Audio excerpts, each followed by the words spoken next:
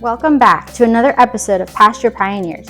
In this episode, we're showing you how to cook pastured lamb so the whole family enjoys it.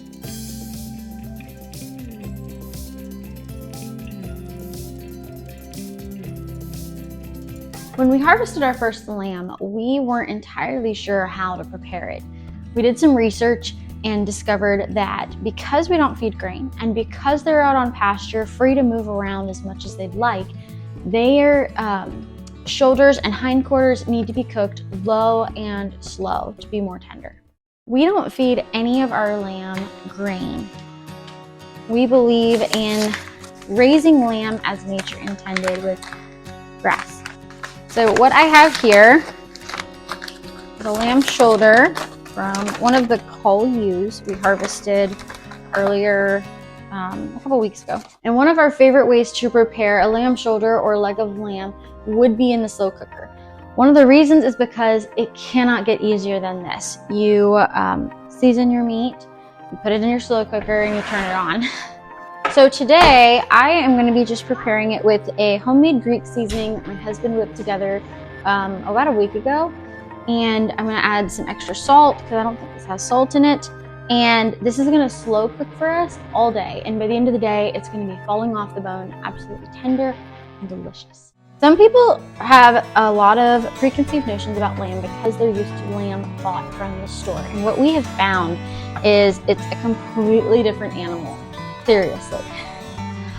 Pasture-raised lamb is going to act differently than your commercially raised grain-fed lamb meat. And it's going to taste better too.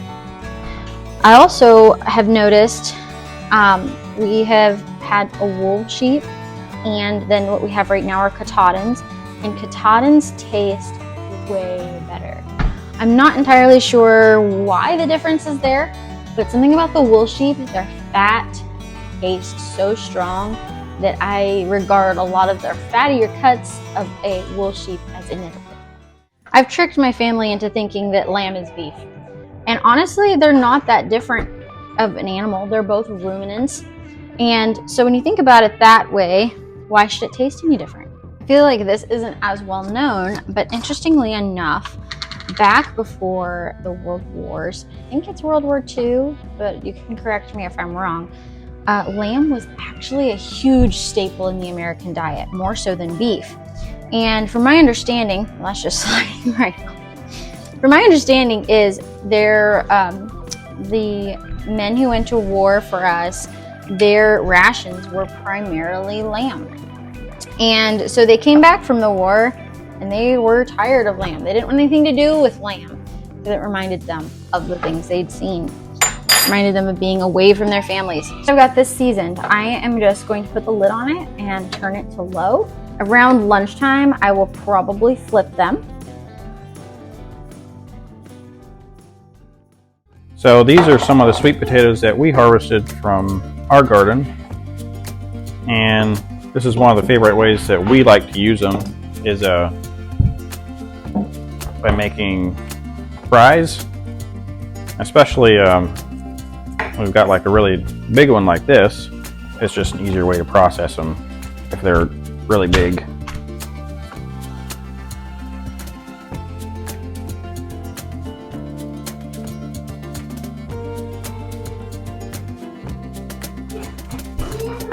So we are just going to season these with some bacon grease, and normally we just use some salt, pepper, garlic, or we like to use this farm dust seasoning as well. And we roast it at 400 degrees until it's tender. So this is literally falling off the bone. It smells amazing. So I am going to get it plated so it can start cooling off for the family. I've called this lamb, but truthfully, we're not eating an actual little lamb. You could say this is mutton, that might be the more proper word, but lamb is the more natural thing that just kind of comes out. I mean, you can just see how just tender this is. It smells so good. Lamb definitely has a flavor, but to be honest, so does any other animal. We're just more used to it. Since the removal of lamb from the everyday American diet, we've just gotten away from something that used to be very normal for our culture. If you've been on the fence about trying lamb, or you've had some lamb from the store and you didn't like it, I urge you to give pastured lamb a try. Connect with a local farmer if you can't raise it yourself. It feels so good to know exactly where our food comes from. Modern Americans have lost touch with their food, and at the best, it comes from a farmer's market, and at its worst, it's just from the grocery store shelves. Pastured lamb is delicious. We are so grateful to be able to raise this clean meat for ourselves on our 2 acres. Don't underestimate whatever space you have. Just start. You won't regret it. Thanks for watching. Please hit the subscribe button and leave a comment if you enjoyed this video. Let us know if you'll be trying lamb in the near future.